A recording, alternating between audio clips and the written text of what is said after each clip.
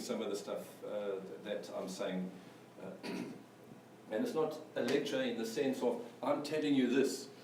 I'm going to say something, and I'm hoping it'll be interactive, that we're going to be interacting with, and Phil here, fortunately, is with us as well to help in the area that I get stuck with. Okay, so we're going to do comparison of counselling models. Ooh, now we're going to with one big word already, epistemology. What is knowledge? What are the foundational blocks? What is the definition? What is the key point? And it has to do with knowledge, exactly what I read from the scriptures. Where is the knowledge? What's the base? We were listening tonight to what came from objective truth, but there was a place of objective truth. And we need to know that's where we find our knowledge. And we grow in the grace and knowledge of Him, which is outside of us. So our epistemology is not internal. It's an external objective epistemology. Okay, so where do we get, where does epistemology, just in the broad sense, in the world of people, where do they get the understanding of knowledge, intuition, feelings? No names mentioned, but this woman, there is no argument about the truth of this. What's it based on? I know. How do you know? I know because I know. I feel it. I feel it true. And she can look at you and she can make a judgment and say, boom, it's true. How do you know? I feel it. It's an intuition. Now, at the same time, I'm the very last person to write off women's intuition.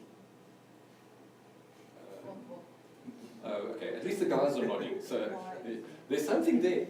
And I think we need to be very careful about saying, whoa, no, just throw that away. So I'm not doing that. So what I'm going to do a lot tonight is to say, that said, I'm not taking it, rubbishing it, and throwing it away. And, I'm saying that's not the basis of truth for me, as we would think too. So hopefully it's for us. So it's not the base. But there's something. I don't understand it. It's just that it can't be because you know it's true, that it's true.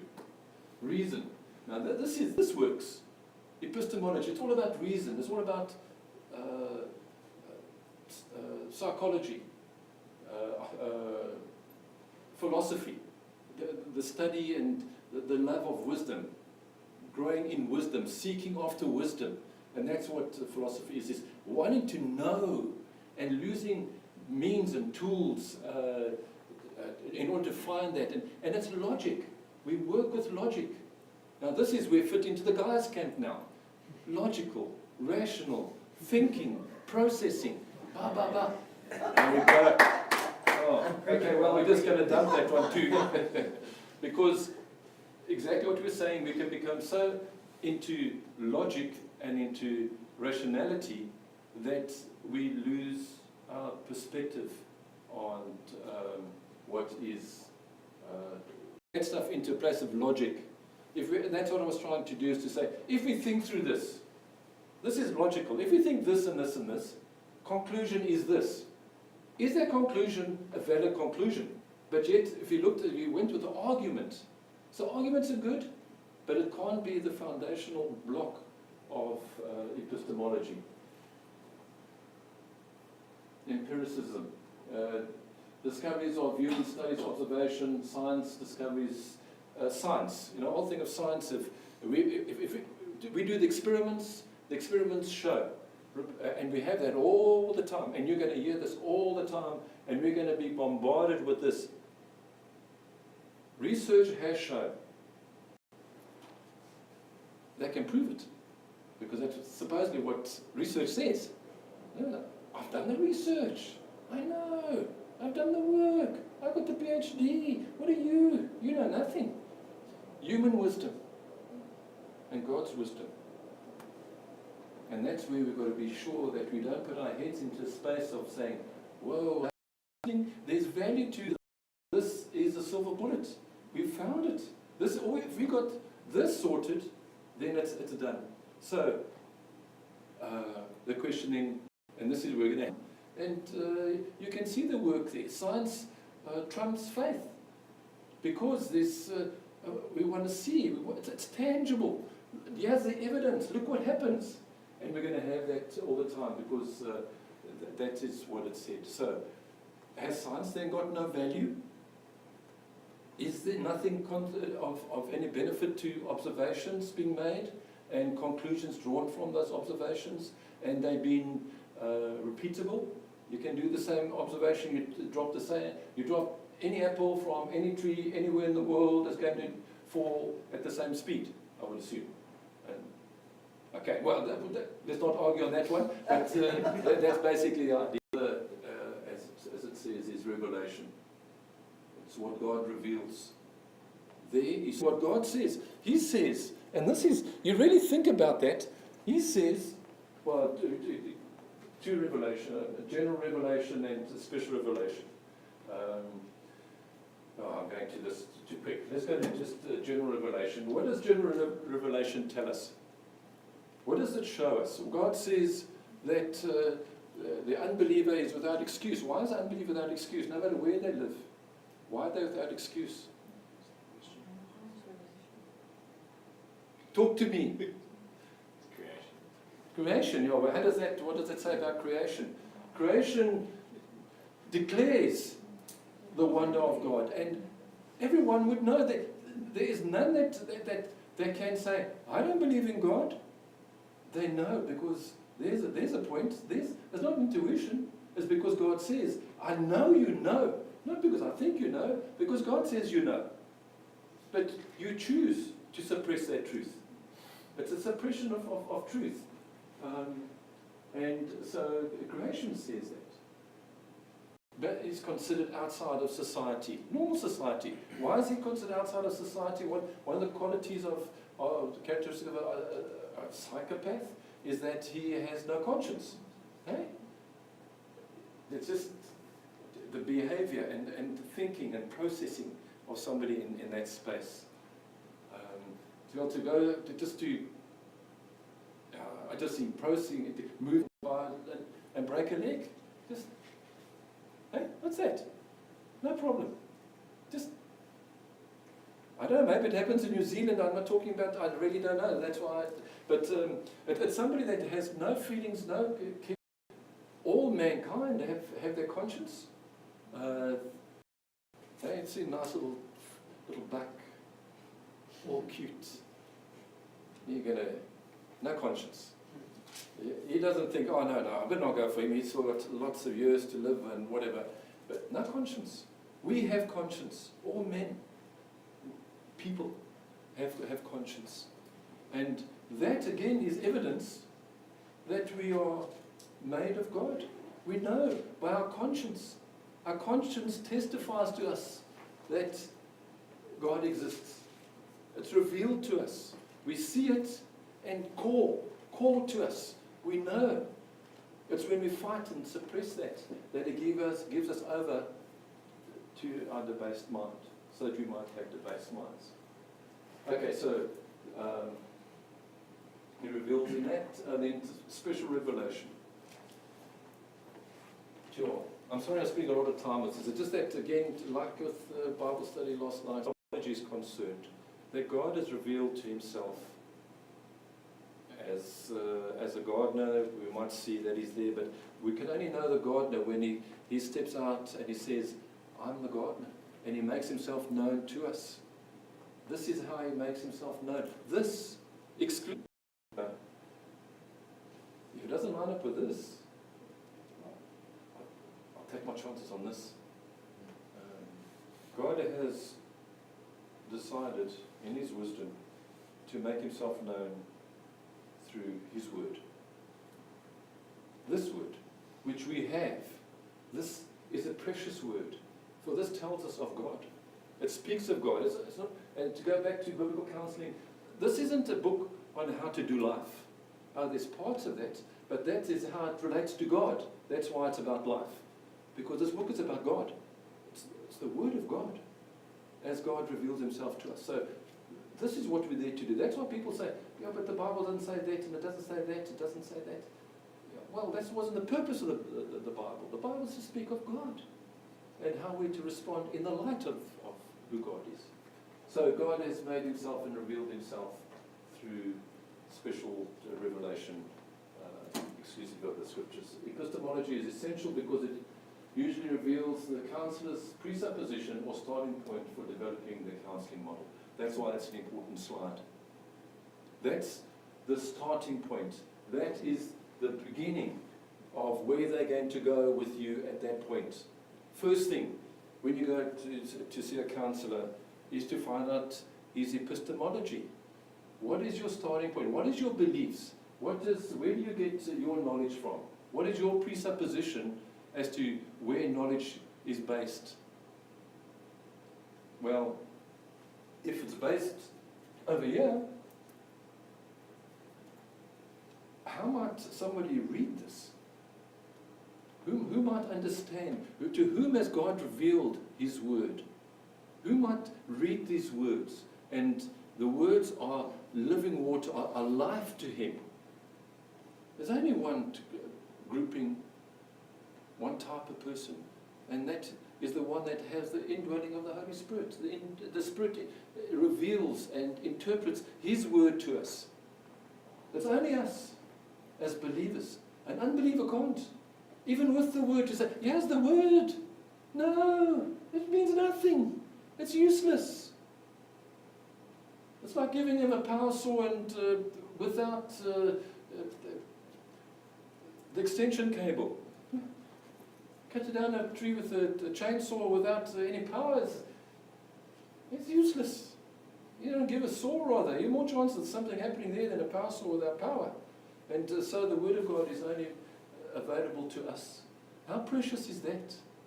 How might we not see this, Lord God? Thank you for your word, and that your word is my epistemology, and from this epistemology to be engaged in the lives of people.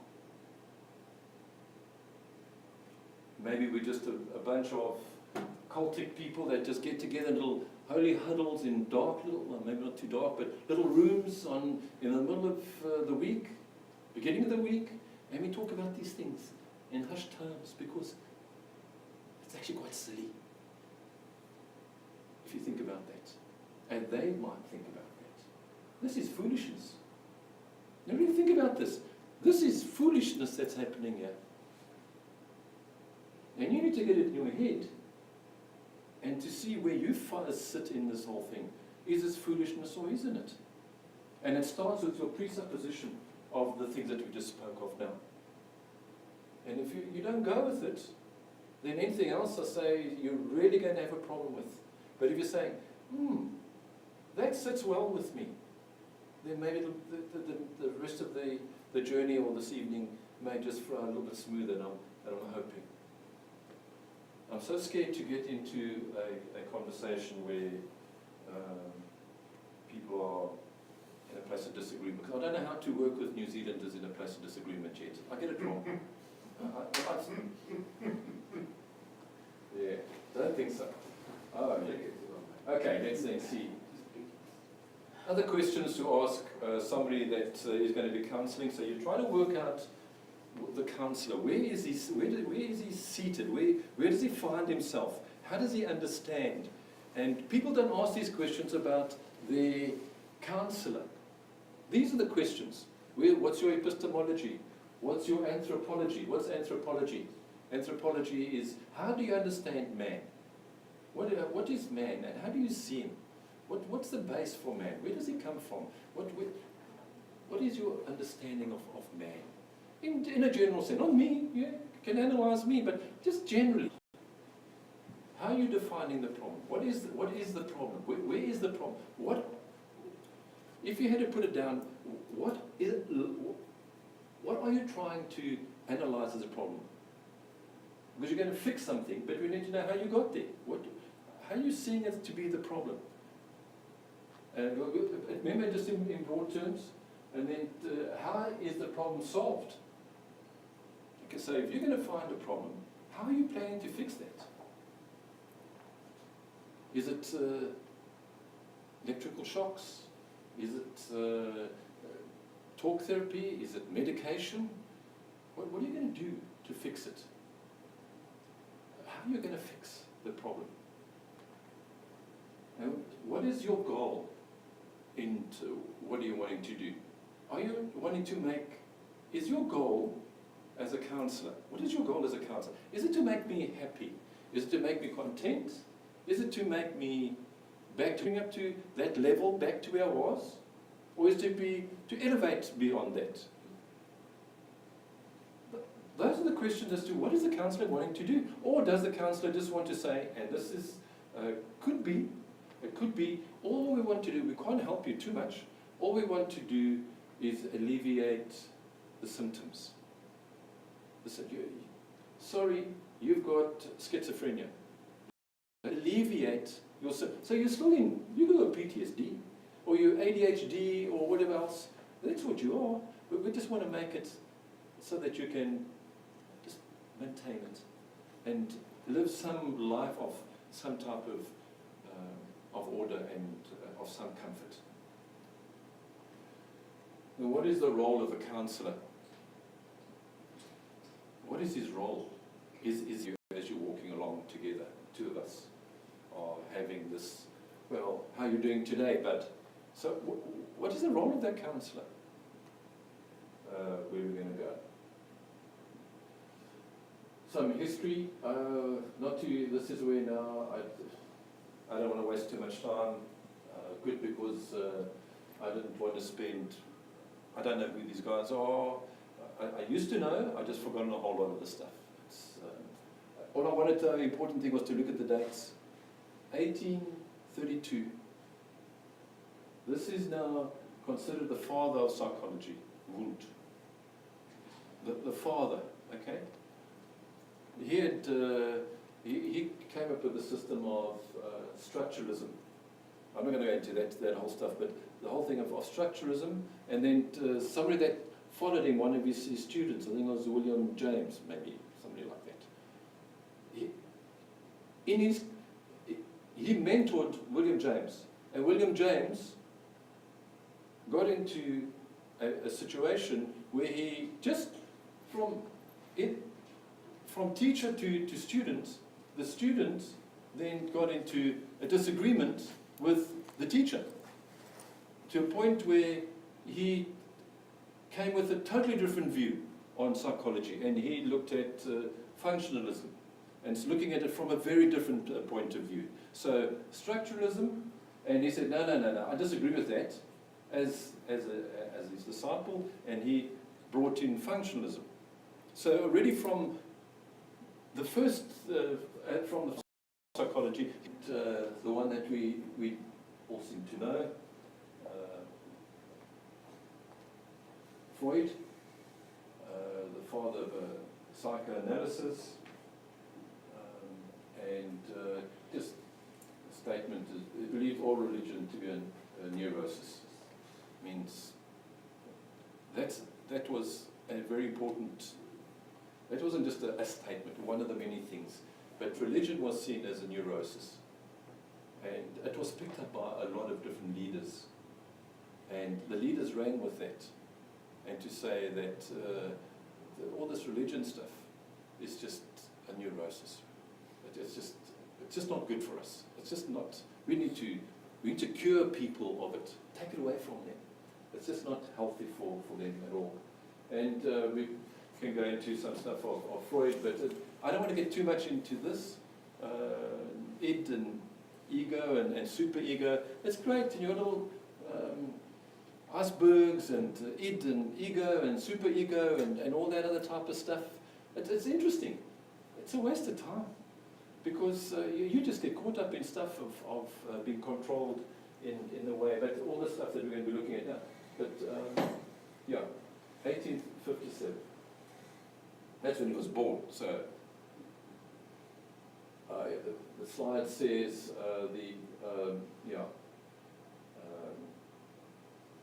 anyway, so the ones that followed up from then was Carl Jung. Carl Jung was a bit of a problem. Adler, Skinner, Rogers, and Ellis. Those are the main type of guys. And you'll see the slides, it just didn't come up. They're supposed to flash. profile. But those, look at the dates. Ellis, 2007, died in 2007. That's just like the other day. These are the head honchos of psychology. These are the main guys. These are the pillars of where psychology rests and finds itself. Okay, so we got a general understanding of the history. Let's just look at some comparison of the models. Okay, what we're going to do now is, and we're going to find on the chart,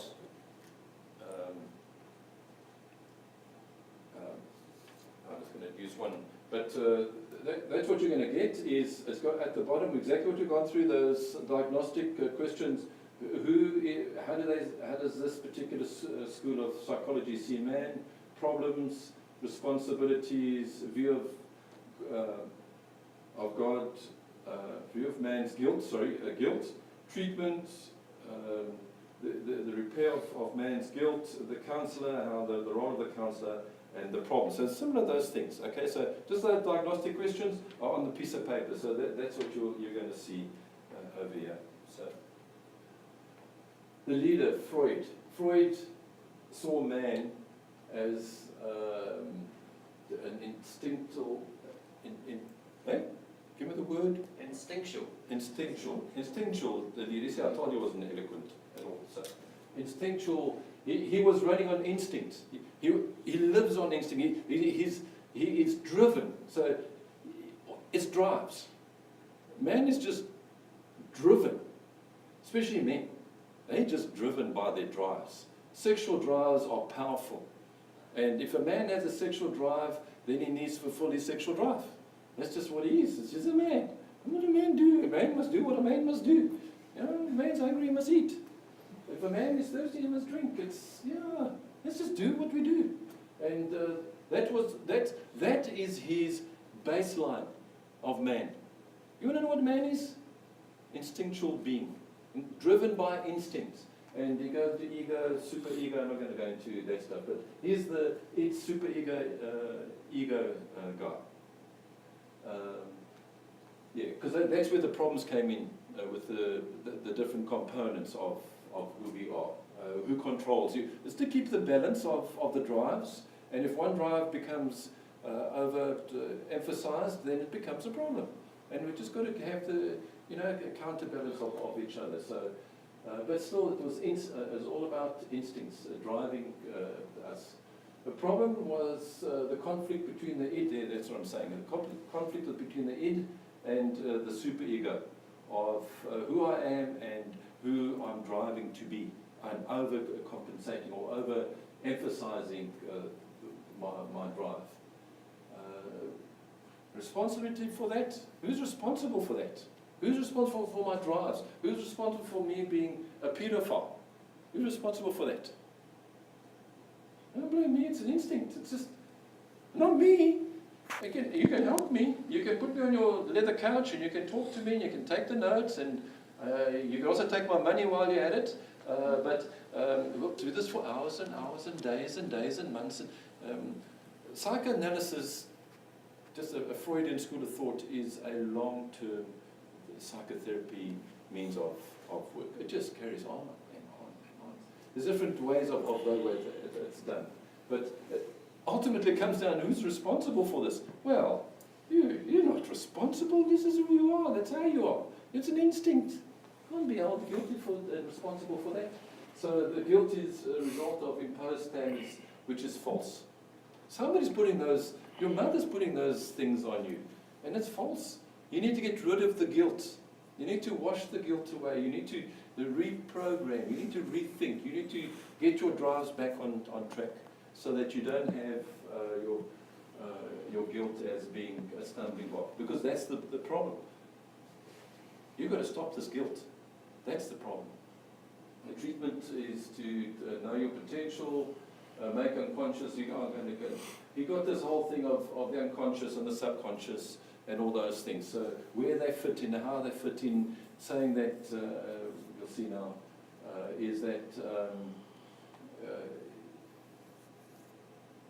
you're not able to, you don't have the potential, you don't have the ability to know what's in your subconscious. You're too stupid for that. That's not for you. And we need someone to tap into that, to know exactly who you are, because that's hidden. Remember that I said that iceberg? It's there below, deep below. We've got to discover who you are, and to find that, and draw that out of you, and to make who you want to be, and drive you into that direction as to who you should be. So the counselor then, as in this place, is the expert. He is the guru. If I say this is what you must do, this is what you must do, how dare you disagree? You just, gee, worse than a victim. You're just there. You're not even a patient. You're there as a problem. That's all you are. You're just a problem. So let's fix the problem. And I'm the expert. I'm the surgeon. I will do that. And I will solve it. Now, I'm just going to come to the word problems. That's there. Just in what I've said. Now I'm going to stop at each one, because you may have more insight. I don't know where we are. I don't know what studies you've done. I don't know, maybe you've got another view. I don't want to be throwing one view. I want us to have an understanding of how you see Freud, if you've had some exposure and learning and training in a place in this space. I wish Kelly was 20 years ahead, or even 5 years ahead, to say, because she will, and she'll come at me with this stuff. I know. But does anybody want to come now? Because I'm not going to, yeah, all right, move on. Oh, okay, I thought Freud was going to be the problem. The rest are now just easy. Adler.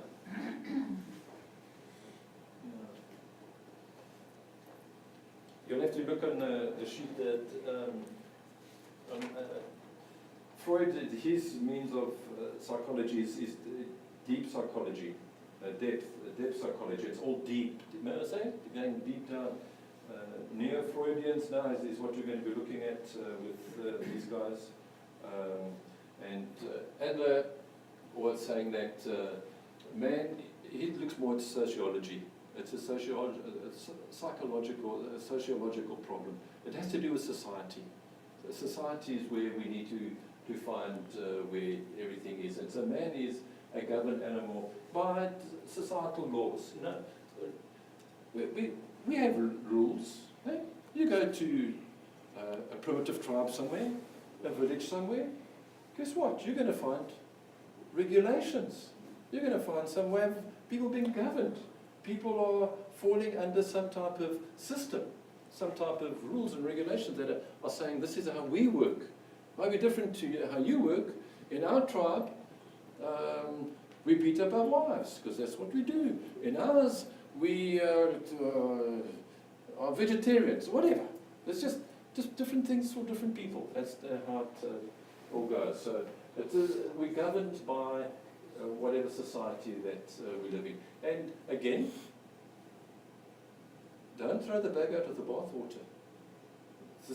Think of New Zealand as to how you are governed and are seen as people that need to be socially governed. And it's not just a joke, it's honest truth. You can't but talk PC.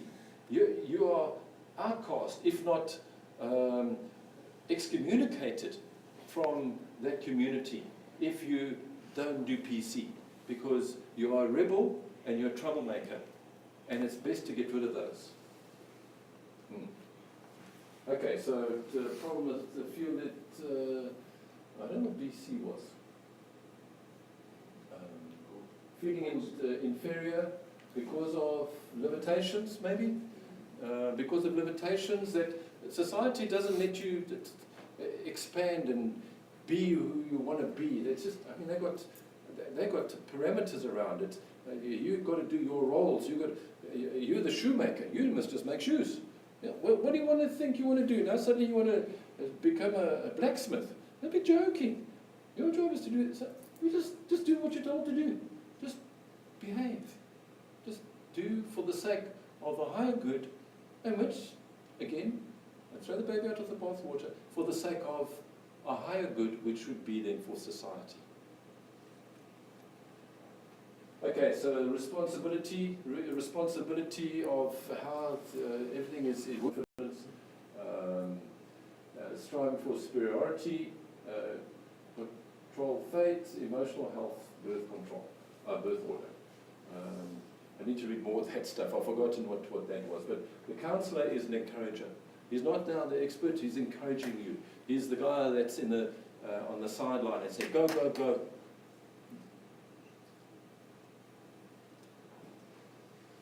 Okay, no problems. James, can I just ask a quick question? Yeah. Would you say that all of the counselling that's offered in New Zealand that would be outside of the church would all be psychology based, all of them? From what you know of being here for a short amount of time? Yeah. Or even South Africa, I mean, yeah. We're going to come to see what is psychology, because what is then is psychology, because everything becomes psychology. It's the care of the soul, and what are we doing as far as caring for the soul, because it's going to have some influence, and we're going to be going, these are pure schools of thought, and schools of theology, psychology. So this is just, there's 7 schools, but psychology grabs a bit here and a bit there and a bit there and a bit there. So psychology is just not exclusively Freudian. And so when it comes to psychology, when you go into a counsellor, they want to see that you have got some underpinning of psychology. And they want to see these things spoken of, and that you have a desire for community and society. Skinner. Now Skinner, the man was seen as a blank tablet, a conditional animal. That's what that says up there. It says the behaviorism. The behaviorists. He's this. We can condition, we can train people, and especially men. Men are trainable, because you say, man, do this, man will do that because you put him on a particular program. He will meet, you've got him. Women just have that. They just know how to work that. Behind every successful man, there's a woman, because she's got him on the leash. He's the dog, and she's the power. She pulls and goes where he wants to go. Because that's how Skinner sees that. It's all behaviorists. It's let's change your behavior. Change your behavior. We need to modify your behavior. But people just, as mankind is a conditioned animal, it's trainable, and therefore you are a blank slate. Blank.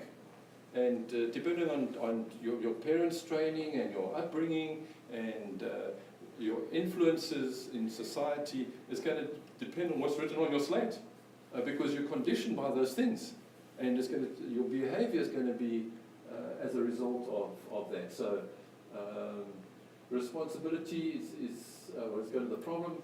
It's environmental factors. Blame the environment. I couldn't help that, and I don't know about New Zealand too much, but I know about South Africa. I know about South Africa, kids growing up in a squatter camp. Yeah, you see, hang on, maybe there's some stuff that's valid here. Those guys have got no chance. Growing up on the Cape Flats, those guys have got no chance. They're going to, it's gang-infested land, they're going to be gangsters. Before they're born, they're going to be gangsters already. And that's just, they've got nowhere else to, that's just not, there is no option of escape. And so to say, the environment, I'm a product of my environment, of where I find myself. So the responsibility is not man's guilt, that's not important. Can you talk about guilt the same as Freud? You know, see, guilt is not an issue. It's a problem to get rid of, but you shouldn't be having it. And the treatment is to reconstruct your environment. Now, Cape Flats, to reconstruct the Cape Flats, maybe a bit of a problem, but we need to give it a go. We need to change your environment, and hopefully that can be. And then the counsellor then is a technician. He's the one that's orchestrating. He's the one that's trying to work it and things to make it happen. Okay, you go a little quicker. Okay, Ellis. Ellis is, he's the guy with CBT, cognitive behavioral therapy, started off with rational emotive therapy, the theory. Rational, they're going to the rational, the thinking, the processing, the logic, and the emotive is that man is basically good. That's who you want to go to for counselling. That says, you're a good guy. This is it. You need to know, right, when you were born, you've got a bias towards good. Skinner says at least, clean slate. There's nothing written there. It's neutral, depending on whatever happens by society. But as far as Albert Ellis is concerned, you're basically good, and you have potential. So it's all you're going to see the educator, that's his job now. He's going to teach you, and he's going to educate you, and he's going to motivate you, and he's going to take the best from you, and he's going to draw out stuff from you. So the victim is irrational beliefs.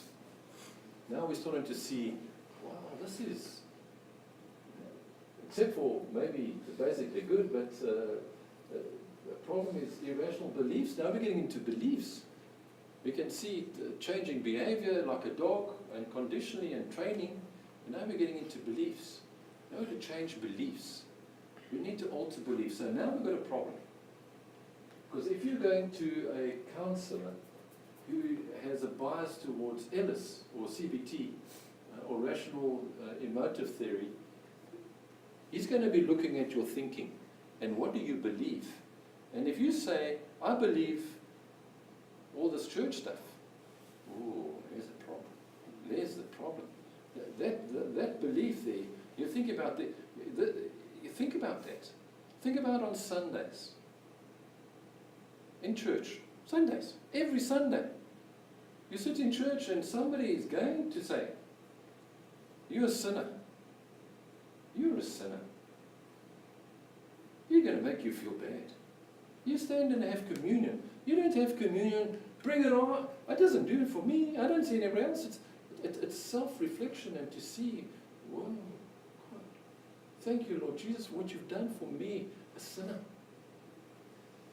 And somebody in this school of thought is saying, no, don't do that. That is so stupid. You need to see who you are. You're this guy, you're this, yeah. But can you see the thinking and the danger of that? And responsibility is not man's responsibility. Guilt is crooked thinking, neurotic thinking, which he calls neurotic thinking. It's wrong thinking. We need to fix your thinking. And they're going to tell you what your thinking should be. And they're going to teach you what you should be thinking. So that's their job, is to say, you're thinking that. I want to modify, reframe that thinking to this. Because this is better thinking. And that's what it is. So the treatment would be eliminating self-defeating outlook on life and re-education and changing behavior. Now, take Ellis and put him into Christianity. Just thinking from a Christian perspective. Christian perspective, okay, take away the man is basically good. But that we are irrational beliefs. We have a problem with irrational beliefs. We can suddenly start to see that we can mold Christianity into CBT, because it's modifying beliefs, looking at beliefs and processing and emotion and re-education. as a process. So this is why CBT is so caught up in Christian psychology. Christian psychology and CBT are bedfellows. Eh? It would be like love to hand. Yeah, exactly. Yeah. Okay, then Carl Rogers also says that man is basically good. So man is basically good is the main way that man is considered. If not good, then at least a clean slate. So no one is saying that he's a bad. No one is coming to this point and saying a man is a sinner, that he's born into sin. He has a bias out of the womb towards doing evil and being sinful, or is sinful. You know the whole story. I know I'm going to that, but no one's teaching that. It's going the other side. So man is basically good, has potential and needs to mature. And Carl Rogers is the guy with, he's the guy that just reflects.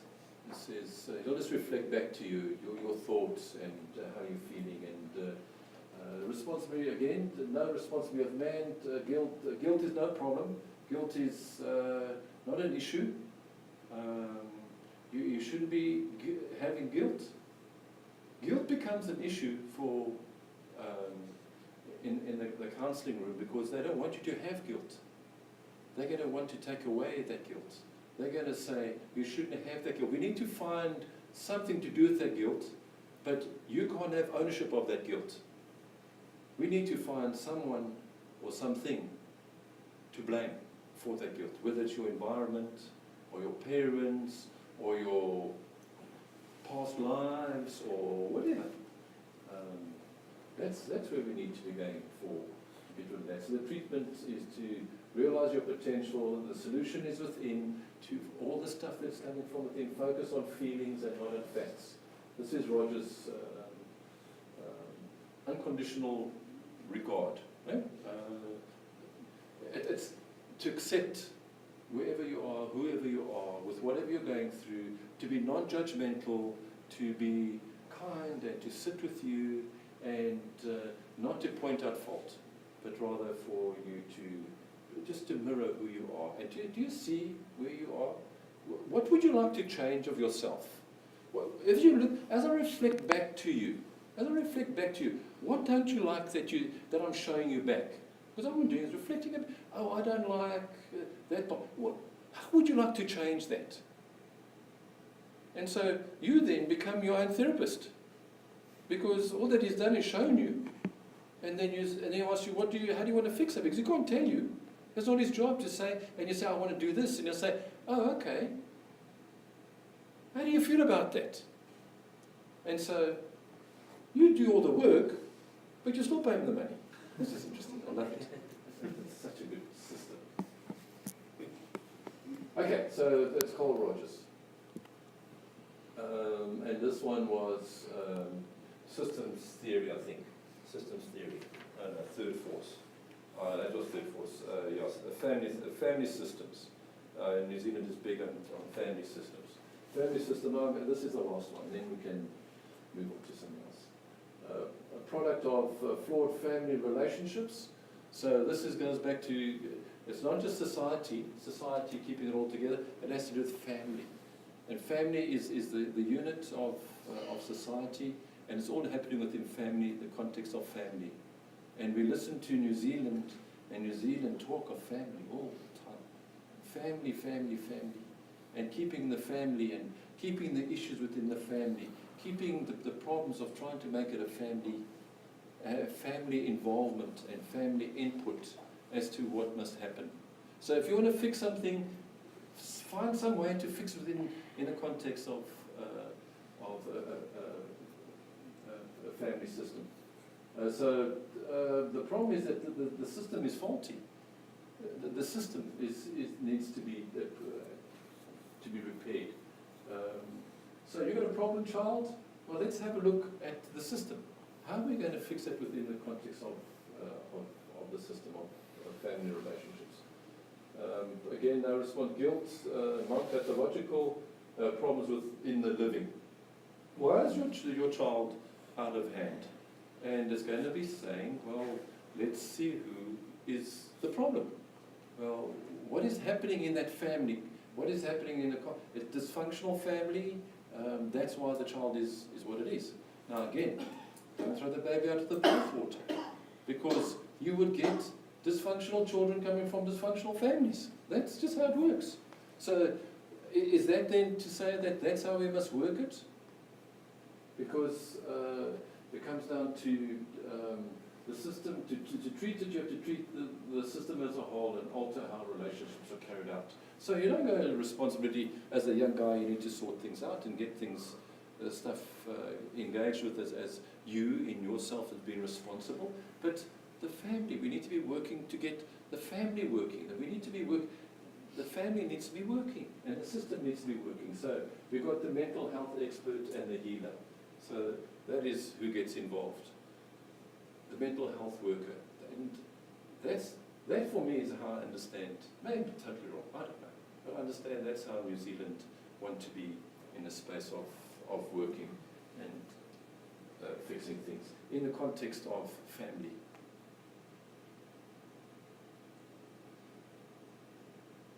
Okay, now, just the top line, because you can't see it. Somebody was talking to me on Sunday about this chemical imbalance theory. Chemical imbalance theory. Chemical imbalance theory as a theory. So this is a chemical imbalance. There's a chemical imbalance. So this is an organic problem. There's something with the brain. This is the theory of. This is why the problems exist, because it's happening in the brain. It's a brain issue. It's an organic, physical thing. So the leader in this is just where we are. We find most psychiatrists, this is their bread and butter. This is what your brain, there's something going on in your brain. And if you look at the DSM-5, you need to see then how much of that is, it's a book for psychiatry. And it's a good book for psychiatry because they use that to treat the brain. Remember we spoke of in the first time that we met at our house, the young adults, talking of the brain and the mind. They just do the blur and to say that you're wrong thinking. Well, there's something wrong with the mind and things. Okay, so a man is a product of his brain chemistry, and you are because your chemistry is making you to be who you are. You're schizophrenic because of brain chemistry. You're depressive because of brain chemistry, etc. And we just carry on and on. You need to go through the DSM-5. ADHD, brain chemistry. And responsibility, well, you can't, it's not your fault. You got a, what's a PC word? Handicap? You're not a handicap, you've got a disability. You've got a disability, and your brain, you haven't got a limp, but you've got a brain that's not quite functioning like it should. So you can't be, it's not your fault. So the guilt, you need to get rid of the guilt, and there's a way to solve the guilt that you may have, and that becomes a pharmaceutical issue, becomes a medical problem. And the treatment then is to give medication so people feel better. And the counsellor then is a psychiatrist or a doctor. Again, what are we going to do with this? Are we going to say, what, a lot of rubbish, and throw it out? I'm saying that we need to, don't throw it out of the room. I'm just saying, put it in the corner. Let it park it. Let us park it. But we'll come back to this stuff at some point.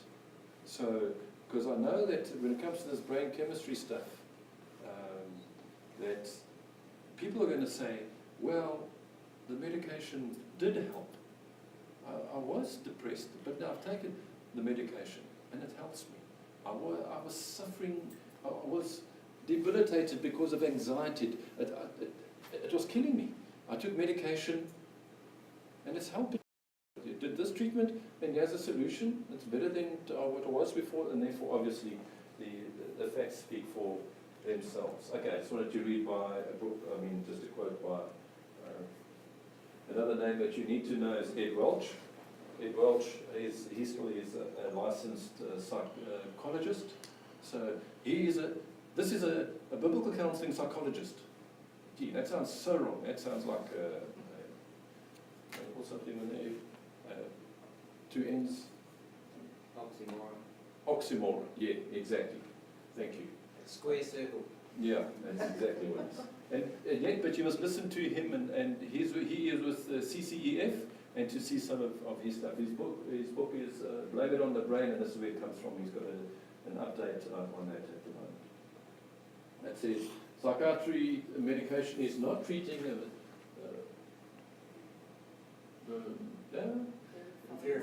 verifiable chemical imbalance in the brain. Contrary to public perception, psychiatry medications are not chemical bullets that target one particular brain chemical.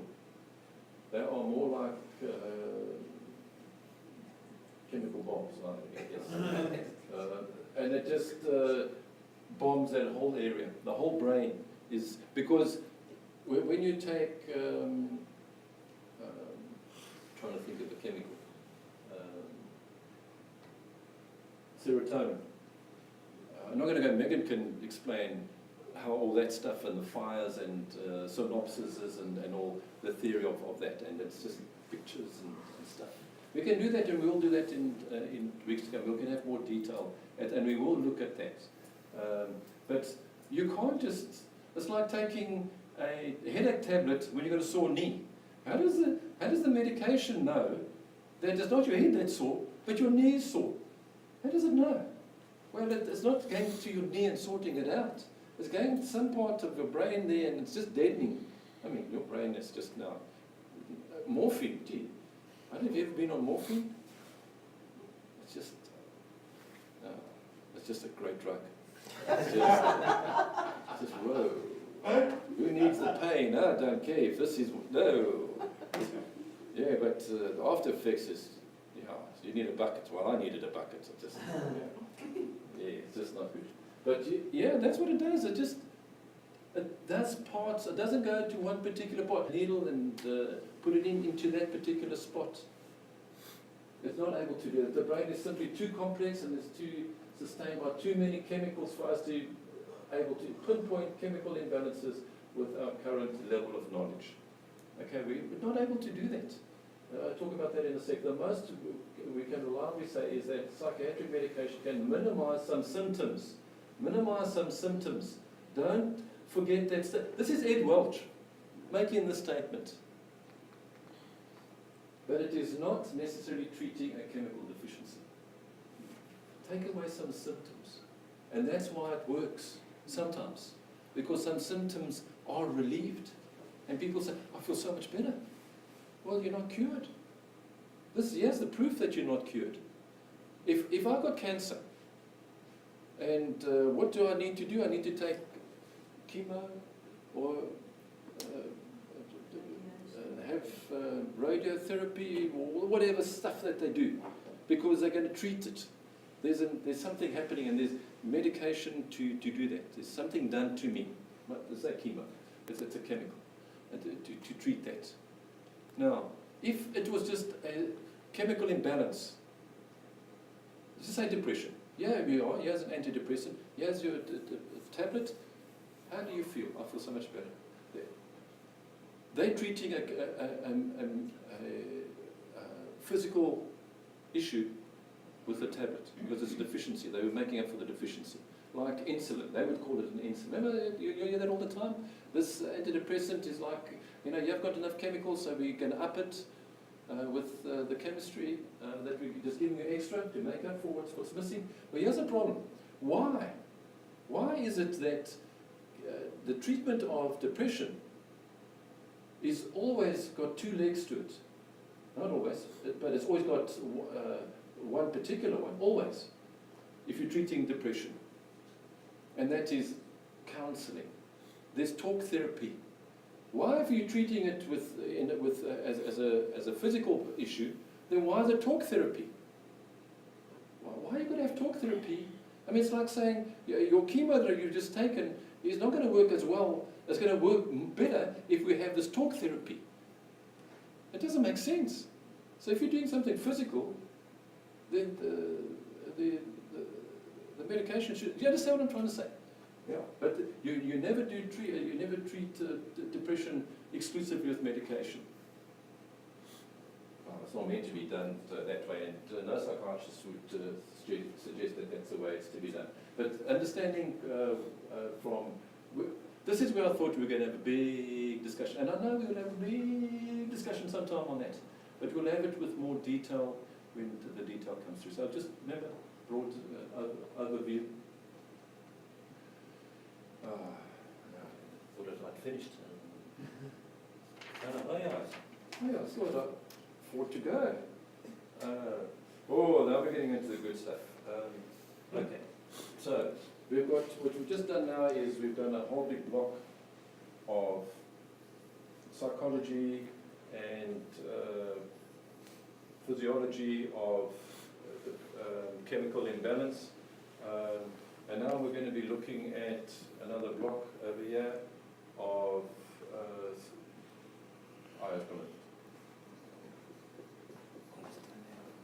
spiritual treatment, whatever that may be. Spiritual and Christian stuff coming into that as well.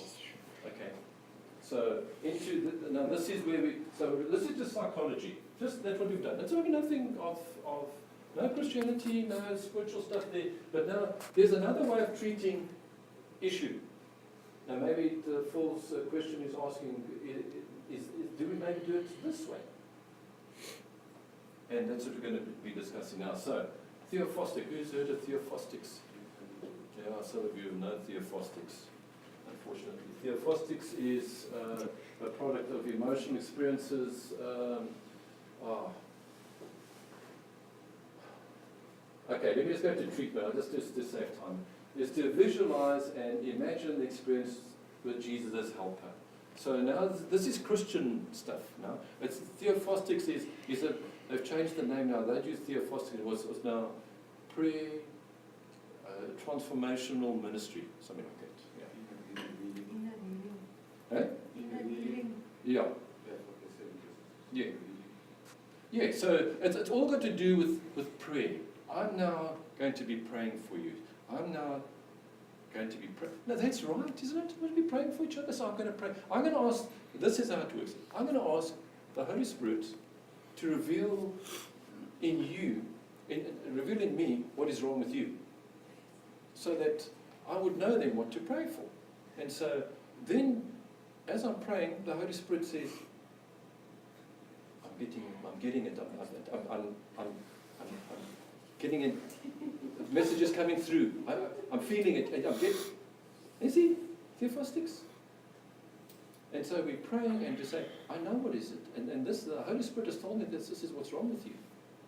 And you need to be doing this. And that sounds like good Christian stuff. You need to go read a little bit about theophostics. I don't want to be too harsh on that.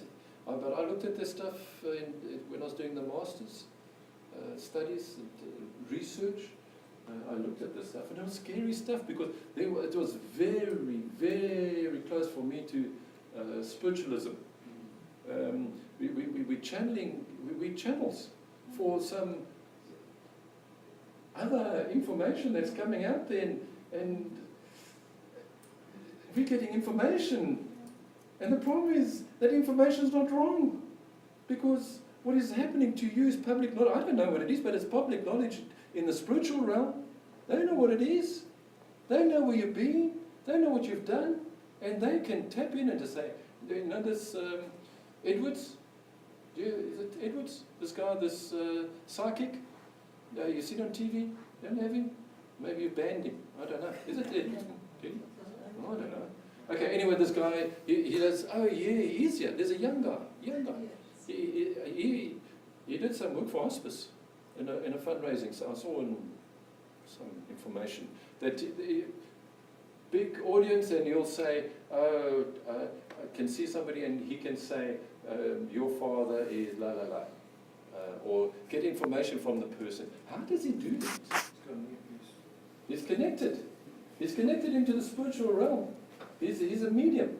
And And he picks up, and he knows because the spirits know. It's public knowledge in the big realm of the spiritual.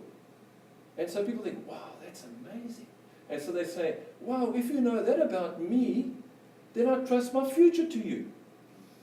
He can tell you of your past because that's not, but he'll tell you your future. And that's a future of destruction, to destroy, because he's hooked you. And that's the danger. And I'm scared that Theophostics find himself in that same space. I'm thinking. He had a different view and a different understanding and a different argument on it. Can you say that also linked to the Pentecostal charismatic people? Pardon? Can you say that are basically linked to the Pentecostal charismatic people because they do the same thing as well? Yeah, but I don't think it would be as to the place of as Theophostic, because Theophostics is a particular methodology. You need to look at the methodology. Exactly what I was trying to say is that this is how it's done.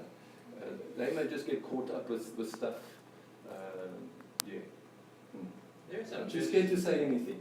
there are some churches in Hawke's Bay that would have used this. I don't know that they still use it, but they wouldn't be charismatic churches. They would be what we would consider probably pretty good churches. Oh. Yeah, but I mean, it's like I've got a friend that is in a church similar like that, and they are doing massive spiritual stuff, and it is like that. And I'm like, well, Yeah, I'm pleased that these notes went to this place because I don't want us to be throwing rocks here. I want us to be looking in our camp, into our space, into where we are, into the camp and under the umbrella of church, Christian church. There's another space over here, traditionalist, indigenous. There's another space altogether. Yeah, we might touch on that. I don't know. That's why I left it up there, but it's there on the spectrum. 12-step AA. Hey, you know AA program? Christian program? Well, that was the base. It was Christians that said, these are the 12 steps. If you do these steps, then this is what, and AA have gathered that narcotics, NA have done that as well. NA, Narcotics Anonymous, have modified that. They still see the need for God. They just, a supreme being or another bigger being. You need that in your life. And they recognize, you need that in your life. But God becomes, in the AA program, he's a genie. You rub the bottle and say, okay, I want you to do this I can't do this. I'm so dependent upon what you need to do, but I want you to do it. You need to do this for me. And so he's the one that does that. So the 12-step, as they would have it, is also in the Christian camp. Because and I've seen churches have these 12-step AA, maybe just using facilities, I don't know. I'm talking in South Africa, when they have the NA and the AA using the church facilities to promoting their stuff. I don't know that. I'm going to be critical again, so let me move on before I find myself in trouble here. It doesn't fit for me.